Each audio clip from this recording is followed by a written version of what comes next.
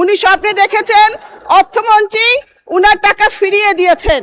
মাননীয় স্পিকার, আমার এই বোনের স্বপ্ন কি পূরণ হবে? আমাদের মন্ত্রী অনেক ভালো মানুষ এবং একজন কাজের মানুষ, আমারও প্রিয় মানুষ, প্রিয় নেতা। আমি মন্ত্রীর কথায় আশাবাদী হয়েছি, কিন্তু দুশ্চিন্তা মুক্ত হতে পারিনি। উনি নিলামে সম্পত্তি বিক্রি করার কথা বলেছেন, আমিও দাবি জানিয়েছি, কিন্তু যেটা শুনেছি যে তারা যে টাকা লুট করেছে, তাদের যে সম্পত্তি বাংলাদেশে আছে, তারা তার চেয়ে 10-12 গুণ বেশি টাকা লুট করেছে। তো সেজন্য নিলামের টাকা বিক্রি করে সম্পত্তি বিক্রি টাকা আদায় সম্ভব নয়।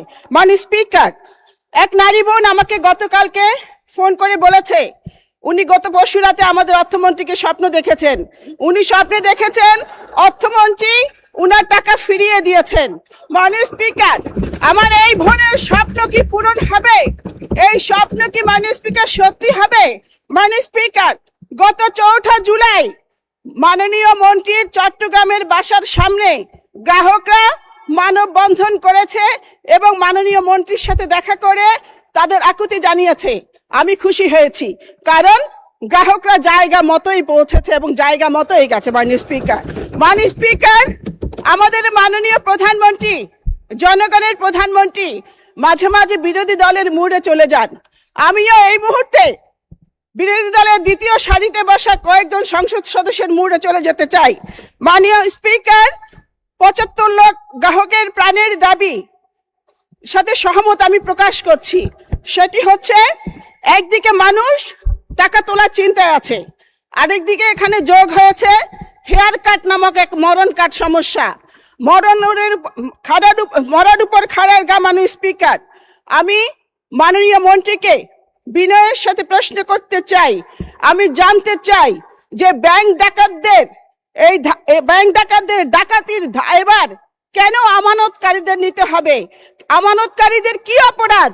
আমানতকারীদের অপরাধ হচ্ছে যে তারা বিশ্বাস করে ব্যাংকে টাকা রেখেছিল। মাননীয় স্পিকার, 75 লাখ গ্রাহকের দাবির সাথে সহমত পোষণ করে আমারও দাবি, হেয়ার কাট নামক এই মরণ কাটটি প্রত্যাহার করতে হবে, প্রত্যাহার করতে হবে, প্রত্যাহার করতে হবে। বক্তব্য পরিষ্কার, যারা জনগণের টাকা লুট করেছে। মাননীয় সদস্য প্রশ্ন করেন, ছোট করেন প্লিজ, প্রিসাইজ করেন। আই এম কামিং, এক সেকেন্ডে শেষ করছি। মাননীয় স্পিকার, বক্তব্য পরিষ্কার, যারা গ্রাহকের টাকা লুট করেছে ওই সমস্ত ব্যাংক খেকো, ব্যাংক ডাকাত, ব্যাংক লুটেরাদের কোনো ক্ষমা নেই, কোনো ক্ষমা হতে পারে না।